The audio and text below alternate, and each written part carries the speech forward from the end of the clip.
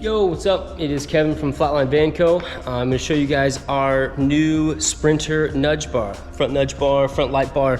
It goes on the front of the 19 plus Sprinters, 170, 144, all kind of the same.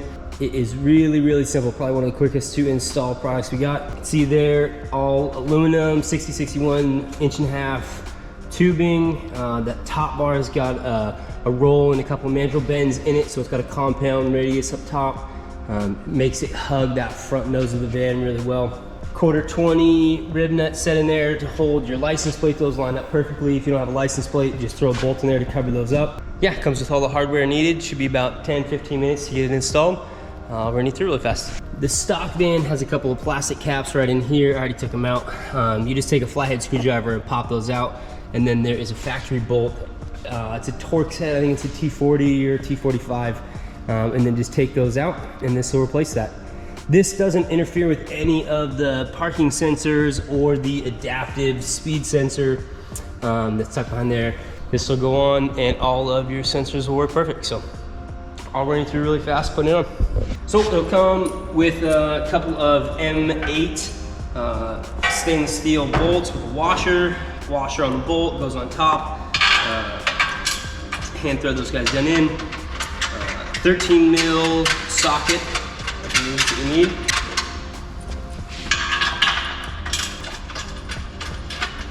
Get those hand tight. Once you get them snug in there, what you'll want to do is you want to push on this and get it as tight into the plastic bumper as possible. There are a couple extra holes right in here, kind of depending on your bumper and some fit and finish from the factory. There's extra holes in here. If you want, you can put a couple of self-tappers into the plastic bumper just to keep it from rattling if it does do that. It shouldn't, and it doesn't on most, but they're there for some fit and finish if need be. But when you push on this, you'll notice it can kind of rock back and forth side to side. So you want to get good even pressure across, and then you want to look right along here at the edge on both sides, and just make sure that you're even up front as you're kind of snugging this down. Go slow, go back and forth on the bolts, and just make sure that you got good pressure in on it as you're tightening it down.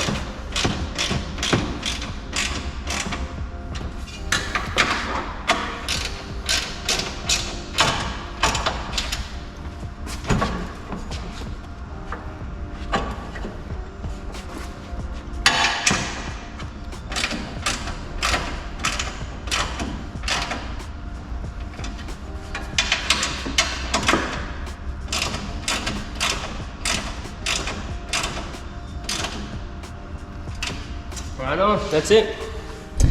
Once you get it locked on, it'll be pretty solid. This plate down here makes contact and helps keep it tight in place. Again, this is a nudge bar, light bar.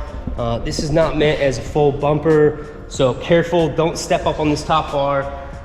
You can totally step down here where the factory step is. Mount your lights on there. There's plenty of companies that make really cool tube mounts for the lights. You can mount them up top here so they sit in front of the grill. You can mount it down low so they fill the gap down here. Do a radius light bar, whatever you guys want to do. But yeah, there it is installed. If you got questions, hit up our customer service team. They would love to chat with you guys. They'd love to help out with this, with any other questions. Just give them a call. Right on. Thanks, guys.